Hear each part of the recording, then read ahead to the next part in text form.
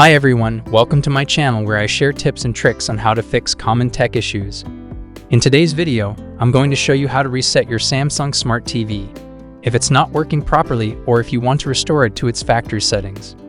Resetting your Samsung Smart TV can help you solve many problems such as poor picture or sound quality, slow performance or freezing, connectivity issues with Wi-Fi or Bluetooth, apps not loading or crashing, settings not saving or changing.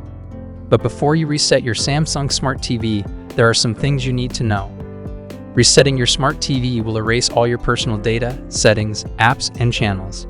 You will need to set up everything again after the reset. Resetting your Samsung Smart TV may not fix all problems. Some issues may require professional service or repair.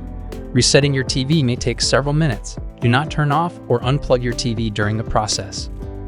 So make sure you back up any important data, check for warranty or service options, and have some patience before you proceed. Now that you're ready, let me show you how to reset your Samsung Smart TV in just a few simple steps. Step 1. Press the Home button or Menu button on your TV remote and select Settings. Step 2. Select General from the menu and then select Reset. Step 3.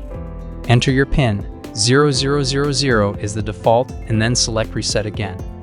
Step 4. To complete the reset, select OK. Your TV will restart automatically. If these steps don't match your TV, navigate to Settings, select Support, Device Care, and then select Self-Diagnosis.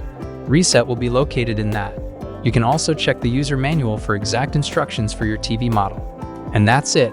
You have successfully reset your Samsung Smart TV.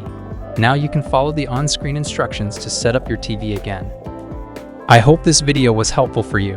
If it was, please give it a thumbs up and subscribe to my channel for more tech tips. Thanks for watching and see you next time.